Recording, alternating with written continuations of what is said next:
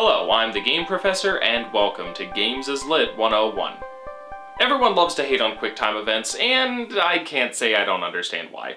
It is certainly a very simple type of gameplay, and one that's not all that interesting on its own. And it's been used many times as something of a stand-in for actual interesting gameplay mechanics. But I remember a time when they weren't hated at all. In fact, they were praised. So to look at what the deal is here, we'll have to define exactly what QuickTime events are and look at how they've been used across the years. The definition of a QuickTime event, as found on Wikipedia, is a method of context-sensitive gameplay in which the player performs actions on the control device shortly after the appearance of an on-screen instruction/prompt.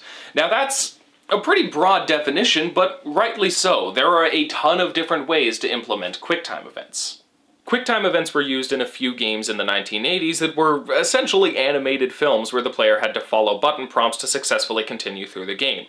Dragon's Lair is the most notable of these examples, animated by Don Bluth and put into arcades to frustrate children into giving up all their quarters. The arcade version didn't even include the actual button prompts, just left the players to figure out what they had to do to not die and waste their 25 cents. But the term QuickTime event was actually coined by Yu Suzuki, who had implemented them into his 1999 Dreamcast cult classic Shenmue. You little punk! You looking for some of this?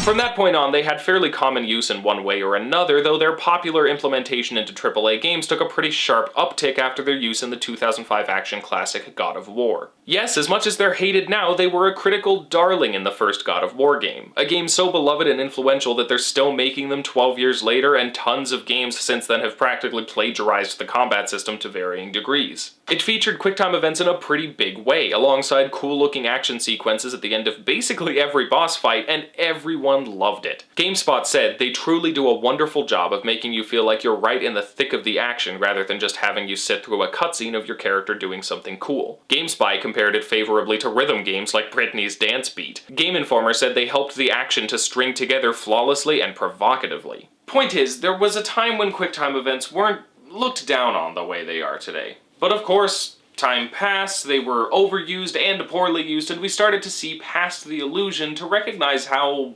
mechanically uninteresting they are. Fact is, we've already seen a ton of cool action things in video games, and by the time we were getting games like Rise, Son of Rome, which practically uses QuickTime events for half its battle system, it just wasn't interesting to look at cool things while playing a fancy version of Simon Says anymore. But clearly, they're not all bad. There's a reason QuickTime events caught on the way they did, and a reason they eventually got on our bad side through overuse and poor implementation rather than just being immediately hated. So, what is it that makes them work? I think it's safe to say it's not anything mechanical. It would be a mistake to say the QuickTime events don't count as gameplay. It's a simple type of gameplay for sure, but it absolutely checks all the boxes for the definition of a game. The problem is just that it's not a mechanically interesting game. It's incredibly simple and offers no real depth of challenge. Taken on a purely ludological level, QuickTime events are fine, but they're not particularly interesting. So for people to have ever been excited for them, there must have been something beyond the gameplay that really made it work.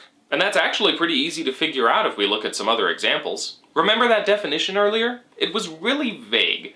We tend to think of QuickTime events as challenges that pop up in combat scenarios in video games, but there are plenty of other implementations of this idea that we don't even really think of as QuickTime events, but on a basic mechanical level, that's exactly what they are. Around the same time that God of War was enjoying the peak of its popularity, the Guitar Hero franchise was also taking over the industry and enjoyed a good while in the spotlight before the entire genre just kind of disappeared in the mid-2010s. And what else is this entire genre but a QuickTime event? Everything from the button pressing of Parappa the Rappa to the guitar and drums of Rock Band to the screen tapping of Elite Beat Agents, all QuickTime events. And all beloved games to one degree or another. Similarly, we've seen an evolution of adventure games into titles like Heavy Rain, Life is Strange, and basically Telltale's entire library of work, and they rely on button prompts for nearly all the gameplay. These games present themselves in a cinematic way, but let the player change the story and interact with the environment using contextual button prompts. These two approaches are very different, but they both get at the core of what separates the good and the bad of QuickTime events. As I said earlier, there's not much in the way of mechanical depth to differentiate between good and bad QuickTime events, so what we're left with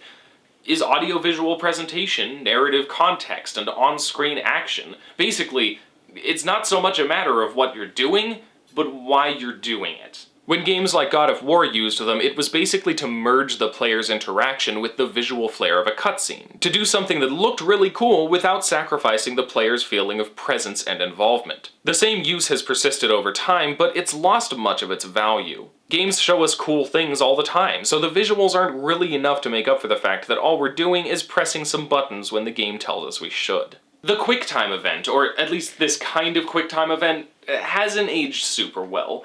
But there's a reason it worked before we got used to it, and there's a reason it still works in some other contexts. QuickTime events were never interesting because of the gameplay idea itself. They're interesting because of the context surrounding them. Let's imagine for a second a Guitar Hero game, but just the gameplay. No music, no stage, and no special guitar controller, just pushing buttons when you're told.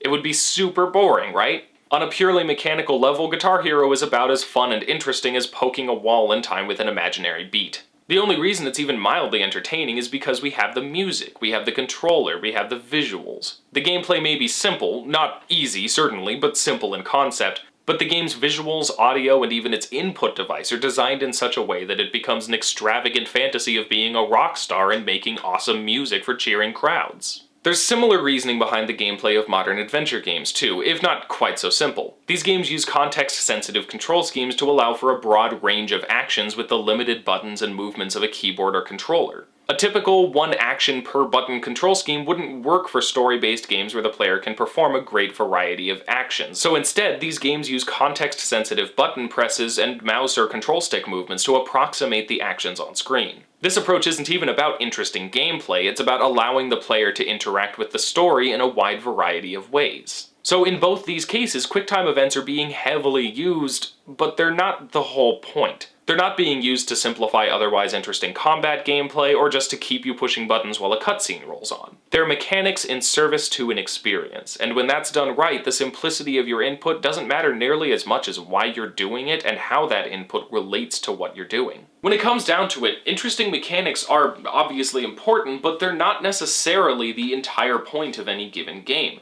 Sometimes a game is trying to immerse you in a story, or to make you feel like a famous rock god, and when that's the case, sometimes an interesting narrative context or artistic presentation can turn simple button pressing into something truly engaging.